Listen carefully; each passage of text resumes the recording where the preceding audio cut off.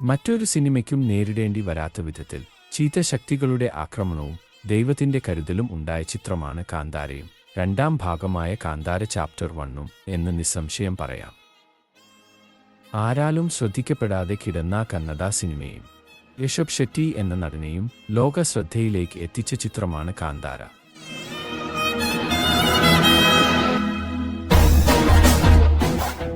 സിനിമയുടെ ഇതിവൃത്തവുമായി ചേർന്നു നിൽക്കുന്ന ദൈവാരാധനയും അതിന്റെ തനിമയാർന്ന ചിത്രീകരണവും ഋഷഭ് ഷെട്ടി പോലും അറിയാതെയുള്ള പകർന്നാട്ടവും സിനിമയ്ക്കു ഗുണകരമായി.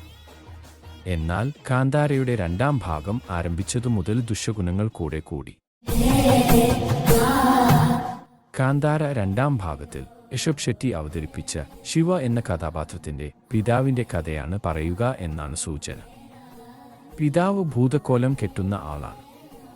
ഇതുതന്നെയാണ് സിനിമയെ പിടികൂടിയ ദുരന്തങ്ങൾക്കും കാരണം എന്നാണ് അണിയർ സംസാരം.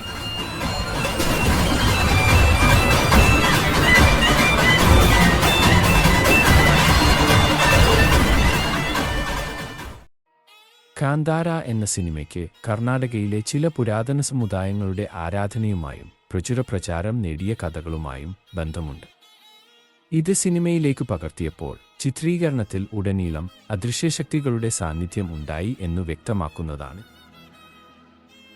ചിത്രീകരണത്തിലുണ്ടായ അപകടങ്ങളും മരണങ്ങളും. കാന്താര ചാപ്റ്റർ 1 അതായത് കാന്താര 2 പ്രധാന വേഷത്തിലെത്തുന്ന കന്നഡ താരം രാകേഷ് പൂജാരി ഹൃദയാഘാതം മൂലം മരണപ്പെട്ടു.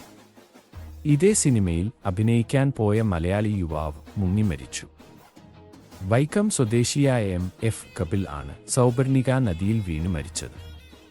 മലയാളിയായ കലാഭവൻ നിജുവും ചിത്രീകരണത്തിനിടെ മരണമടഞ്ഞു. മുതൂരിൽ ഒരു ഷൂട്ടിംഗ് കഴിഞ്ഞ് മടങ്ങുമ്പോൾ 20 ജൂനിയർ ആർട്ടിസ്റ്റുകൾ സഞ്ചരിച്ചിരുന്ന മിനി ബസ് അപകടത്തിൽപ്പെട്ടിരുന്നു. ബസ് മറിഞ്ഞ് ചിലർക്ക് പരിക്കേറ്റിരുന്നു. മോശം കാലാവസ്ഥ കാരണം സിനിമയ്ക്കായി നിർമ്മിച്ച വലുതും ചിലവേറിയതുമായ സെറ്റുകൾ പലവട്ടം തകർന്നു.